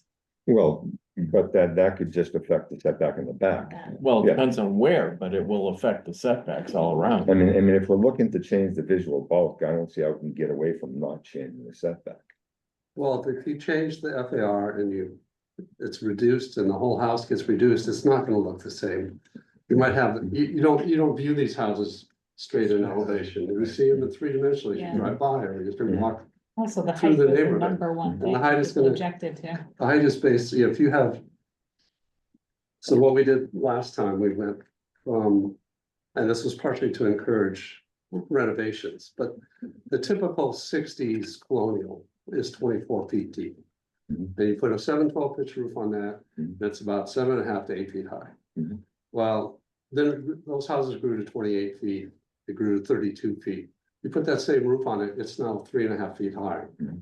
So once you start to restrict the volume Mhm. again, in a different way, but still restricted, that's gonna start to drop naturally. Mhm. And also, if you do put a lower number, they will have to design the roof differently. Part of it may come off of a knee wall type roof. There'll be more variety designed into the things. Well, certainly, So I don't, I've argued with this working group that setbacks aren't the issue, because I can take you to houses that we did in the last study, and I drove them all around, and I said, can you tell if that's a foot away further from that older house or not? A foot just doesn't, it's the volume and the bulk of it. So if you could start to control that and moderate that. We can keep the setbacks the same. The setbacks can be, because my concern is that, as you said, it the would be, two-car it garage would be is easier perfect. it would be easier to do if we kept them the same. The question is it the right thing to do, and I don't know that yet. Well, the two-car garage is a given. Yeah. I just Front want, door is a given, and some space next to Yeah. that is a given. Unless you want to start looking like the California ranch subdivisions where you have two-car garage door and a house door, and everything is in the back. I would be very careful about decreasing the setbacks again, And you're punishing. or the- increasing the setbacks. You're punishing the lots with the, The little Narrow. lots, yeah. the narrower lots are getting Yeah. punished more in that scenario. Bill? Right, I just wanna make sure the models that we're showing with showing the house getting smaller. Are legitimate models, like if we're showing it getting narrower, but the architects and builders aren't gonna do that. Then that's not a realistic depiction of what is gonna happen with those Well, that's the reductions. next I feel like step that's in what this I'm work. hearing them say though. The hard that- You think that it Well, will get you- narrower? Both guys were building, saying that as the height drops, the pitch changes, the walls come closer. Well, they can't, doesn't mean they will. No, doesn't mean the width will change. But Bill's question is, can you build a house that has a program in it that people can live in? No, my question is, I guess That is a what we've been question. seeing is that when you give them a setback, they build to the setback. Hmm. Right, so if we change the FAR, I guess I'm not an architect, so I don't know. But it seems like they'll play with the FAR, but keep the setback, but still build to the setbacks. And here we've got models that are getting narrower, and if what we're saying is that's gonna be a result of the FAR will be a narrower house, then that's a realistic model. I'm just saying, make the models reflect what is possible. I'm As saying, wide, as make- wide as is possible. Yeah, make the model reflect what's likely to happen when a builder is given these new rules, right? They're gonna think- they still gonna yeah. build to the setback, or are they gonna? There's so many options, Bill. I mean, and Steve may still be here. You could, the challenge is for us to decide where we want to put limits that start to create boundaries that have less and less flexibility. And yes, we did make decisions about shaving. We literally, as you look at the plans, which we can share, the plans are literally shaving 8 inches, 12 inches, 16 inches, 15 inches all around, because in many cases, the plans that we looked at had that ability to do that. And you're going slightly smaller in bedrooms. You might change a set of walk-in closets to some doored closets. You might not get the Jack and Jill. You might have one fewer bathroom, just chair upstairs. But those are the kinds of decisions that happen when you start shaving width and depth. If you just said everything is going to be a depth change, that's, and I guess I'm saying we're not going to redo these. That's first of all. And I don't think that, I'm not sure that it's really going to help make it one case or the other. The point is, we can decide to tighten up the setbacks, and it's gonna work. I mean, we can do it. But it's a choice, right? We can take a foot off on each setback. We can add a foot, which is what we sort of did in name only. We went from 12 to 13s, and we went from 14s to 15s. So you're adding 2 more feet to the setback. So you're getting a 42-foot house instead of a 44-foot house in width, something like that, depending on your frontage. They're still workable, right? So Yeah, all I'm saying is the visual that we're presenting to the public. When you look at these, you say, oh, I see, they increased the setback. Yeah. And they dropped the height of the building, Mhm. which We is don't know not what actually what we're builder's gonna- right. proposing. But we don't know. No, that isn't necessarily, no, we're talking about what we're going to propose. Right, This stuff, so I mean, We don't know yet Yeah. whether Take that's your gonna point be. though. Yeah. That's- Yeah. It's the uninitiated Yeah. look at that and say Yeah. how- yeah, the houses absolutely, they're gonna get. yeah, absolutely. Yeah. Take the black lines off. which it may not and happen. Which. You're just is looking at misleading. smaller It's gonna- houses. We don't need to show. I would take the dotted lines off, we can talk about it at the working committee, but I think that Well, I think, the goal of these is to illustrate, as you saw in the 3-dimensional views when I scrolled through them. It's Mhm. changing, Mhm. whether it's changing because Mhm. it's a foot narrower or 2. Yeah, The goal is the overall volume changing, and that's what this I illustrates. do think that the pictures in motion are much more illustrative of the This changes is that could happen, because this does look like, you're just looking at it from the front, but the Right. other pictures, when you're looking at it from different views and you see a roof drop, so that one portion of the house is 1 story or whatever, it's more But holistic. remember, when this goes It's more public, holistic. Yeah. it's gonna go from current to something new. You're not gonna see the ch-ch-ch. Yeah. There's gonna be two states, right? So I just, I think one of what your we're public seeing right meetings- now, I think is a little deceptive Yeah. relative to what the public's gonna clue in and see, so. I think you show the public what you just looked at. Yeah. Maybe that's what the September meeting That's your is. September meeting. What, We're are you exploring saying, Marianne, we're others. not gonna show these to the public? I was No, no, like, no, what? that's not what I I'm worked out on saying. that. What I'm saying is, we're not bringing the public three different Yeah, proposals. she's saying once we choose. Once we Yes. It'll be choose something, it's existing gonna and go then from A to new. B. And it doesn't show you this progression, which is Right, so which is- illustrative here. Which is, But in our September meeting, maybe we do show Yes. The all these progression. choices, and then we get to our final Yes, Right. choice.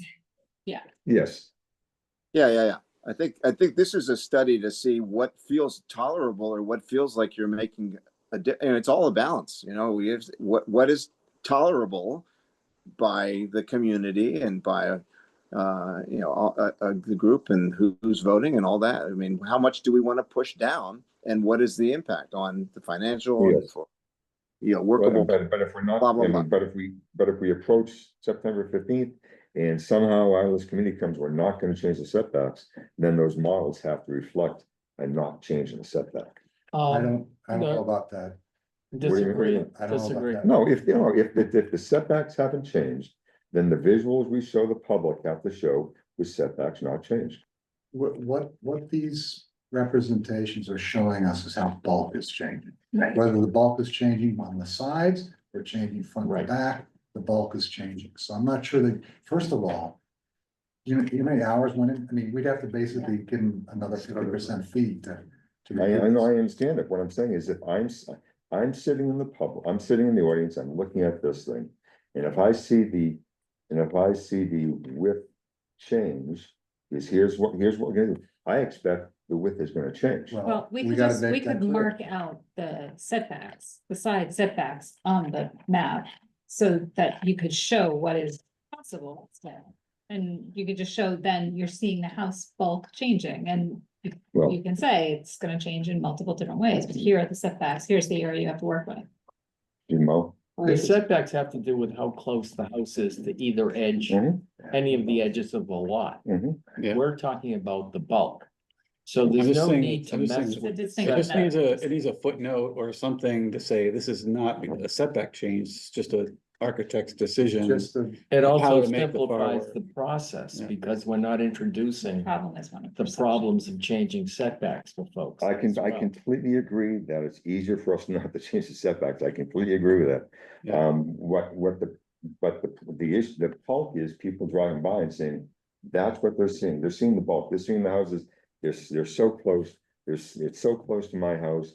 And yeah, we can change the height a little bit, but the house is so high, it's so close to my house. If we're not changing that, the buildings are very likely, it's still gonna go to that point, and it's gonna it could visually look very similar, because the change is being made in the back. It's taken Well, away it's from the, also, it's the lot coverage is changing. So Yeah. this isn't a Yeah. setback, but it is, and because we know that we're already building to the lot coverage limit on a lot of these smaller Mhm. lots, then this is Mhm. accurate. You're right that it's not, you might think it's a setback, but in some ways, a lot coverage reduction and a setback reduction is kind of the same thing if you're building to the max already, No, so. it's not. No, it's not. No, because if you're changing the lot coverage, they could choose that lot coverage all comes from the back. Yeah, but it could, no, but I say it could be. I That's agree. right. But you've got FAR to control the bulk. Yeah, but also you have to remember with this, I mean, the point was to maintain the same design so you could see the reduction. I mean, we could have you could do this a million ways and we'd be here all day. So Mhm. we had to maintain, and if you didn't maintain the same, you wouldn't be able to reduce the FAR and maintain the same design without doing it in this fashion. One simple thing we could do here is to literally, if you centered the house in the frame of the original house, the change in the width would be far less dramatic. You wouldn't see it all on one side. That's another tip. It's another way we can just remove those also. I guess at the end of the day, the setback choice to make them narrower is on the table. But it's also an opportunity for us to give width flexibility so that people can, the designers can solve the plan in multiple ways. What you see typically is a set of rooms and an entry hall going down the side of the garage. The big problem is the garage. Most people want to live behind the garage because they're going to be width to width. They're going to be full width of the house is livable, kitchen, family, blah, blah, windows on all around you. So it's ironically, as we go smaller, it actually makes sense to make it narrower because you're going to want to put the real workings of the house on the first floor behind where you're going to get full width window to window. Does that make sense? That's what you see in these. If you get really narrow, then you start losing the ability to do a room on the left side. So typically we're seeing a room like an office or a living or something down, a dining room going down the left side or whatever is next to the garage. I agree So- with that, just because we've seen what kind of floor plan changes are we're talking about here in these models. Oscar has spent some time looking at, okay, if we take 2 feet off the back of the side, what is it going to do to the, marketability, livability of, the width of some of these rooms? And, we're seeing the front elevation here, but like Oscar said, there was a lot taken off of, the back as well. And honest, yeah. Thanks, Steve, and thank you for staying around. It's just awesome. But This is the garage- fascinating. I really appreciate it. Well, yeah, your work is bringing all this out, which is great. So the garages are definitely getting reduced also in all these in models. So that's another factor here, that there's a decision now. If you're going to count the garage, all right, I got a coverage limit, and I'm now going to have to decide what am I going to put into that, how much am I going to give to the garage. So these are definitely reductions in garage. They're still going to be 22 by 22, 22 by 21. They're just not going to be 25 by 22 or 25 by 23. They're not 500, they're not 520 or 600. They're fours. They're the 420, 480. You might crack 500, but as you get to bigger lots. So that's another factor here. Does it make sense in the tables in this presentation to Sorry, sort of, time out 1 second, 1 second. Marion, what are you saying? I said connected a car. That's- Okay. Yeah, Ed? yeah, double cars. Ed, Ed, No, And you I'm- see- we good, Bill? There's a does single it make door, sense? 2 cars. Does it make sense in the tables to sort of highlight when you go from 1 to 2 to 3? The things, the biggest things that you're changing as you go from one to the other? You mean bold type, for example? Yeah, or highlight or something, yeah. What, the program changes, you mean? No, it's like, okay, this one, we made the second floor smaller, and this one, Who did? there Hold on, was hold on, there was hold on. something. Changes. No crosstalk, guys, come on. There were a couple things, though, I think he was highlighting in each one that were the big changes from one to the Right, other. we could do that. We could highlight the I think change. that makes it more understandable. Yeah, Or do a summary or something, bullets or something, smaller second floor, blah, blah, blah. We can, there's some things. we can- Marianne? I'm good with all of this that we're talking about. I look forward to seeing the additional detail next time. I continue to be worried about height and the mounding on the lots, especially since I've learned that we thought we were solving for that last time and we didn't succeed at all in solving for that. So the language that ended up getting put into the bylaw doesn't help with that. And I am very curious about what can be done to ensure that that does not continue. So we have to look at that language. I totally agree with you. Yes, So, completely agree. Now, before we go any other comments, we are looking at adding a meeting on August 25th. I think it sounded like people could make it. Who cannot make it? I August 25th. cannot make it. Mo cannot make it. Anyone else cannot make I'll it? be by Zoom. We'll be by Zoom. So I'll don't be on an we airplane. need to know if we're gonna have financial impact information? I can make it, but to me, it'd be more beneficial to add it in September if that gives us a chance to get the report back from and I think we need to understand when we're getting the report financial back. analysis. And Okay, we so- just don't know if anyone's responded to the Okay, so RFP. that means that, okay. They'll have it by then. Can we put that calendar back up again, Alex? I'm good on the 25th if we want to add it, and maybe there is another September, as Chris said. We can also always add it and then We, take it back if Right. it's not. well, yeah, we could add it, so let's add the 25th, but it sounds like we may need to add something before the 15th. But I can't do anything between the 1st and the 8th. And I want to make sure I'm here, but I can do something, Second, September second. We have one- no, I can't, no, not, Second Labor Day. no, not doing it on the 2nd. I have a planning board meeting that day anyway. So we can do, I can do something on September as far as 9th, 10th, and 11th. Well, we're already meeting on the eighth, right? Correct. Do you want to do So- September 22nd? 15th. Yeah, one the 8th, well, I'm a tree committee the 8th, but okay. How about September 22nd? No, That is Rosh Hashanah Eve, Ah, so that's not an option. so do we have a planning board meeting September 8th? I'm sorry, a large house review committee September 8th? I don't have that in my calendar. Yeah, I think I might, not sure if I sent it out, but yes, the plan was to have one that night I don't know, I have it in my to calendar. prepare for the September Yeah. 15th. I'm double booked for trees then. I talked to Can't see the Gabby, I files for told the her group. we did compare schedules, Oh. so I think that she knows. You can't. Okay, we'll. All Yeah, right, so large house on the, The 8th, September 8th, I'm gonna be gone both the eighth and the 15th. you're gone the 8th and the 15th. Okay, so I think we need something the 25th. I think we need August 25th.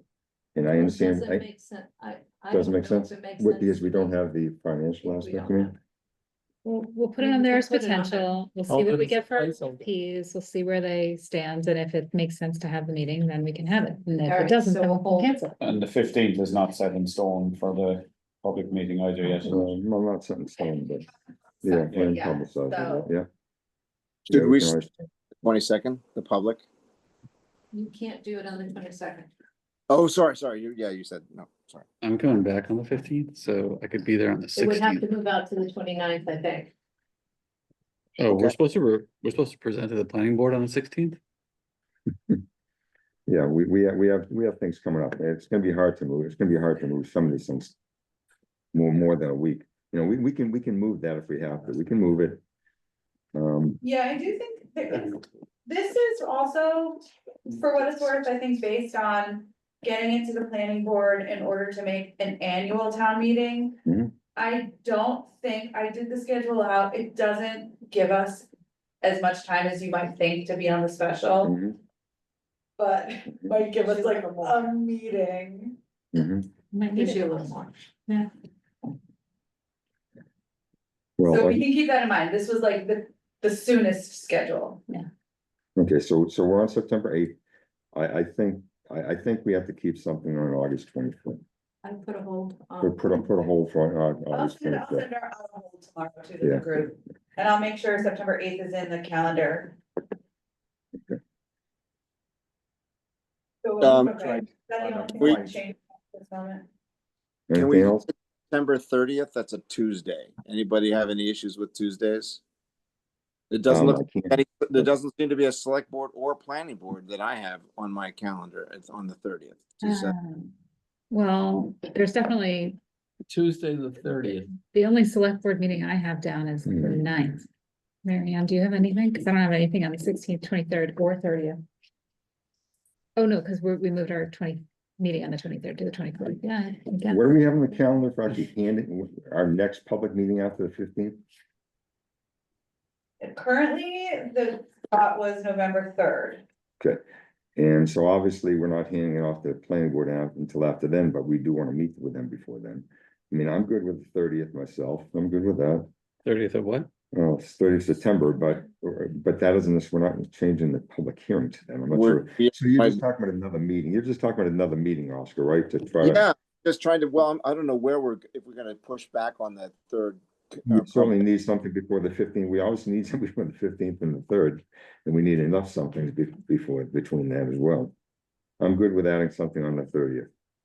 Yes, I mean, we're coming down to the line here, we have to, I just think there's gonna be a lot of need to go through materials, all of the materials, and make decisions and prepare for the planning board, so, and for public hearings and all that, so. It couldn't hurt to have more time. September 30th? September 30th, I'm good with that. Yeah, I know, and I know that it seems like there's a lot of stuff that's up in the air, but I think that there's a lot of things that are progressing and they're gonna come together Yes. relatively quickly. Especially if you look at that list for the 15th. I mean, we're gonna have the models done by RDA. We have some of our, you know, FAR definitions done. The fiscal impact will come together, assuming it gets awarded. Well, that's the And so question. these are The fiscal- non-binding. That's the question, Joe, the fiscal impact. Yeah, yeah. That's a- So, yeah, but I mean, we're gonna have at least 2 meetings plus 5 or 6 working group meetings before that, maybe 3 full committees. So I think, you know, to have a non-binding, very like pretty good idea presentations to the public. I mean, it's going to require work, but I think you know, I'm not as down on it as stressed. I think we're doing well. Okay, I so think we the have a schedule hold looks on- pretty good. We have a holding on the 25th, we have one on the 8th, we have, right now, the public is on the 15th, we have a meeting on the 30th. And was there another meeting scheduled between the 15th and 30th already, or none? I don't think there's anything, I don't think there's anything in the calendar, so we have to, you I know, don't think there's. No, any we can't do the dates. 22nd. Yeah.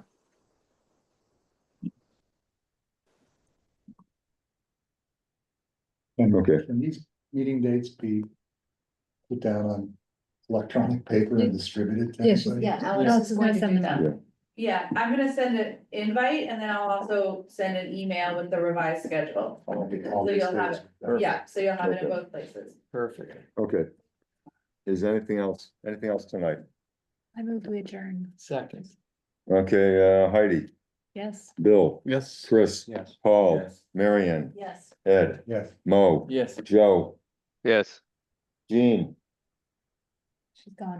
Gone. and Artie, the chair votes yes, we're adjourned. What about- Oh, Oscar, sorry, man, Yes. Oscar. Yes. The chair votes yes. And we're adjourned. Thanks, Steve, thanks, Oscar. Good night, everyone. Bye, guys. Thank you, Steve.